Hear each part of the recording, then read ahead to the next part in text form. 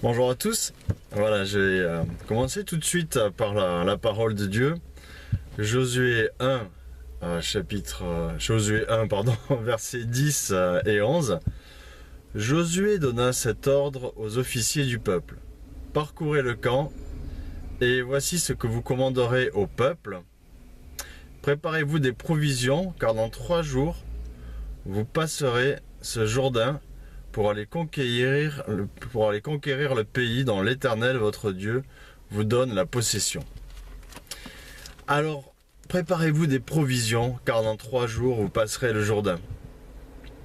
Qu'est-ce que ça peut vouloir dire pour nous, pour nos vies? Par exemple, si tu as la vision pour ta vie, ou que Dieu a placé dans ton cœur le projet de devenir architecte ou ingénieur, t'imagines bien que c'est pas sans travail. Il va pas te faire devenir comme ça architecte sans que tu aies étudié l'architecture ou ingénieur en physique nucléaire si t'as pas étudié, quoi. C'est-à-dire, ça va pas être possible. Les maisons, elles vont pas tenir debout. Les centrales, elles vont exploser. Ça va être une catastrophe. Non. Et c'est pareil d'ailleurs si tu as une vision dans un ministère ou quoi, tu vois. Si Dieu t'a mis sur le cœur, enfin, il y a des gens des fois, ils arrivent et puis ils disent oui, toi tu es un prophète, ou moi on m'a dit tu es apôtre, ou tu es... Et toi tu crois ça? Et tu crois que ça va tomber comme ça. Et non, si tu dois rentrer dans un appel, que tu dois faire quelque chose dans l'église, dans le corps de Christ, tu as travaillé, tu as fait des provisions en connaissance, surtout pour la prophétie. Tu as étudié la parole de Dieu, tu l'as mangé, tu as regardé un petit peu ce qui s'était passé dans les siècles précédents, ce qui se passe actuellement, tu surveilles tout, quoi. C'est un prophète, quoi. Et après, tu peux commencer, si tu as vraiment le don, en plus de ça, oui, là, tu pourras, tu prophétiseras, quoi. Mais un prophète a une connaissance des écrits anciens, il a une connaissance du monde actuel. Regarde un petit peu dans la Bible comment fonctionnent les prophètes. C'est pas comme ça. Il y en a qui ont dit un jour, il y a une dame qui jouait du tambourin très fort. Et elle dérangeait toute la louange, quoi. Et elle disait non, mais moi je joue sous l'onction du Saint-Esprit. Ouais, mais si le Saint-Esprit t'a mis à cœur le tambourin, il faut peut-être apprendre comment ça fonctionne au moins. Sinon, ça va être un sacré bazar, quoi. Dieu est un Dieu d'ordre.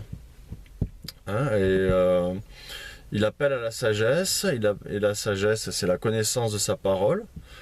C'est comme si tu pries pour la sagesse, elle va pas arriver comme ça du matin. Il faut que de ton côté tu fasses ta part, que tu lises la parole de Dieu tous les jours. Donc voilà, pareil, je vais donner mon exemple personnel, ma vision personnelle. Qu'est-ce qui me pousse à me lever le matin? J'ai vu une vidéo récemment d'un gars qui s'appelle Franck Nicolas, c'était vraiment bien sa vidéo. On en pense ce qu'on en veut quand on la regarde, mais il dit qu'est-ce qui te pousse à te lever le matin? Parce que tu crois pas que tu vas créer une entreprise avec 35 heures de travail par semaine. Si tu veux faire des provisions, mettre de côté pour créer ton entreprise, c'est pas avec 35 heures de travail par semaine. Tu vois, moi aujourd'hui je travaille, c'est pour payer mes factures. Mais j'attends pas de ce travail-là autre chose. En revanche, ce travail-là, oui, ce que j'attends de lui, c'est qu'il me permette de nouer des relations, de pouvoir, à travers cela, témoigner de ma foi.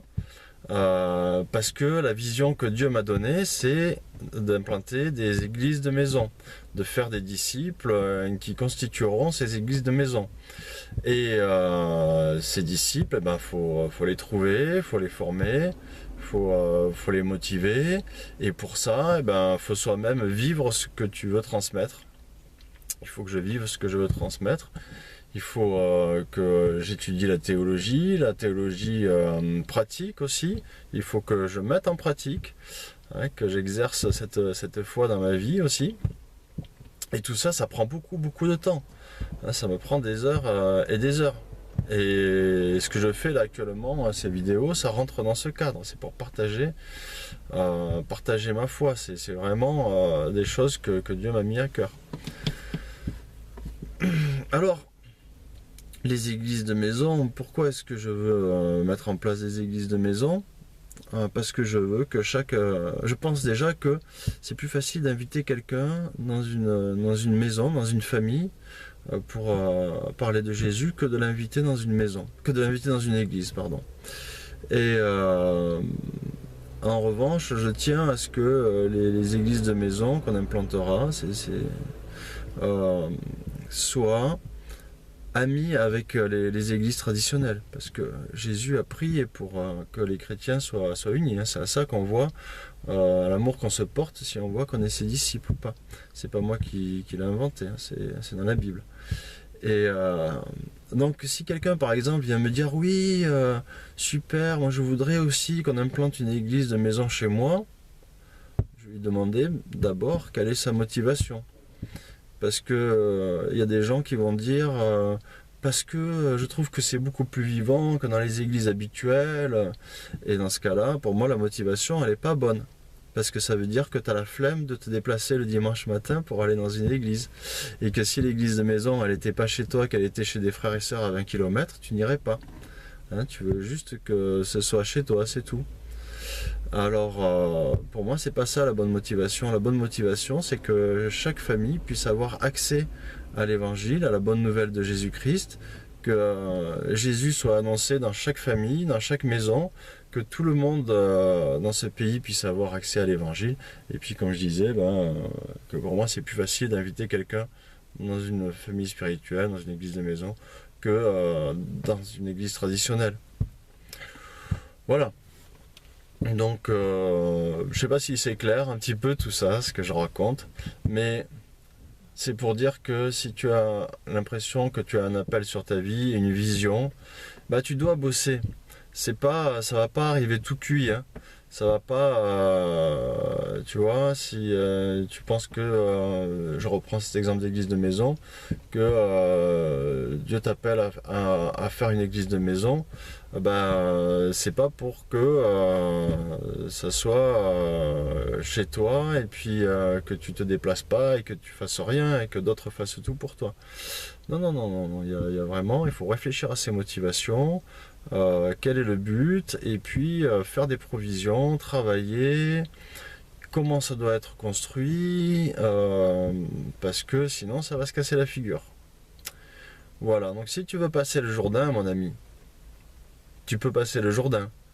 Ça, Dieu te le fera passer parce que il te l'a promis. Par contre, une fois que tu auras passé le Jourdain et que tu seras en terre promise, si tu veux que ce que tu construises dure, eh bien, ça c'est une autre parole du Seigneur. Bâtis-le avec de l'or, de l'argent, des pierres précieuses, des choses que l'on sertit, qui tiennent la route, et pas avec de la paille et du foin. Hein. Donc fais des provisions. Fais des provisions, mon ami, parce que quand tu vas passer le Jourdain, eh bien, il faut que ce que tu construises tienne. Voilà, sois béni, soyez tous bénis, et puis bonne journée.